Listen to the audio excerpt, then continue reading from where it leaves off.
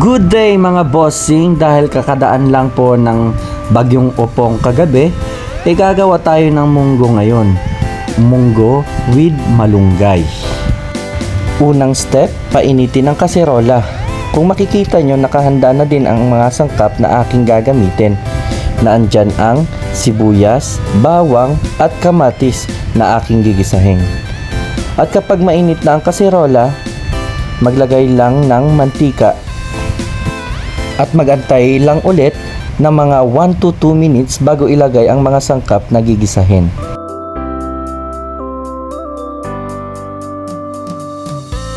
Kapag okay na, ilagay lang ang sibuyas, bawang at kamatis. Halu-haluin lang natin at gisahin ang mga ito hanggang lumambot yung kamatis.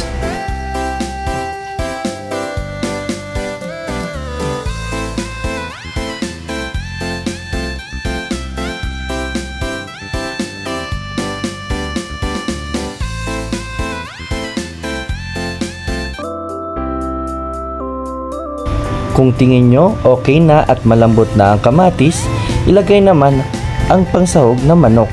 Halu-haluin lang ito hanggang maging brown na yung kulay.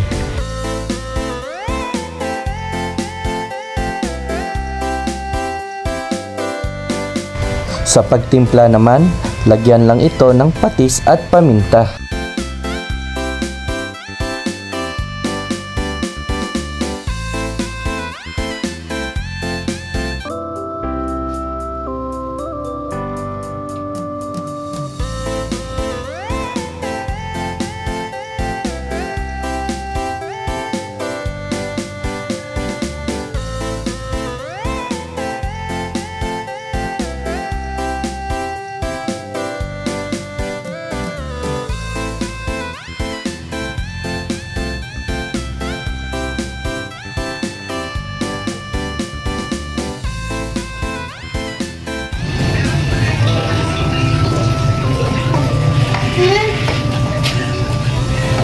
Chicken.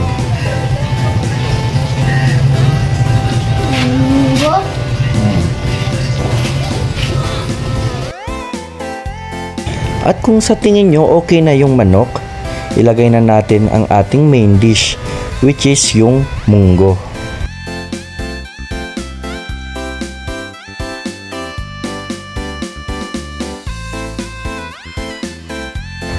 At lagyan lang ito ng mga 4 na basong tubig.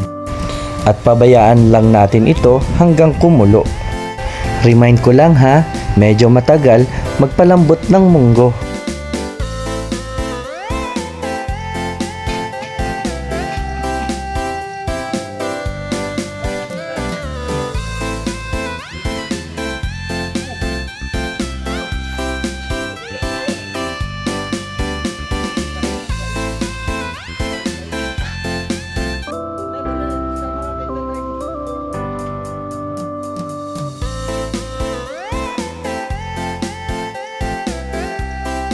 Tignan-tignan nyo lang ito hanggang makuha nyo yung tamang lambot ng munggo.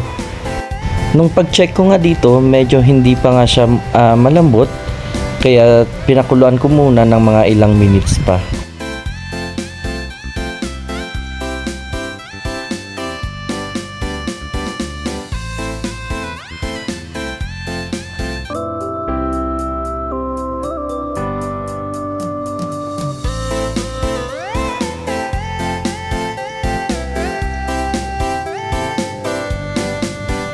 So ayun, sa tagal ng ating paghahantay, sa wakas lumambot na rin ang ating munggo.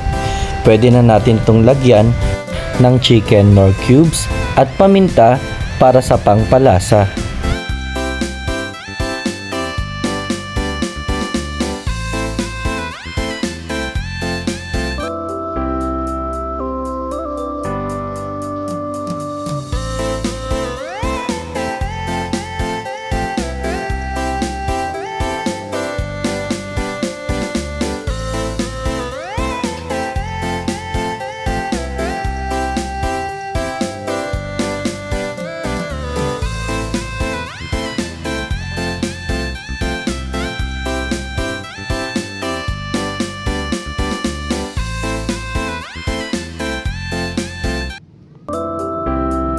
Lagyan din natin ng magic sarap pangdagdag sa pangpalasa.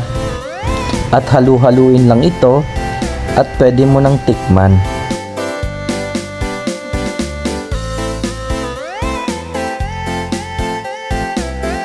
Kung tingin mo naman okay na yung lasa, halu-haluin mo lang ulit ito at ilagay ang ating gulay na malunggay. At ibabad lang ito siguro mga 1 minuto. Okay na yon. At dahil luto na ang ating munggo, ay mag-i-enjoy muna ako sa aking tanghalian. Isa to sa mga masarap na ulam na pwede nyo ring gawin. Amoy pa lang neto guys, sobrang sarap na. Kaya itry nyo na. At guys, kung gusto niya naman maging updated sa mga susunod kong lulutuin, please follow and share na lang po.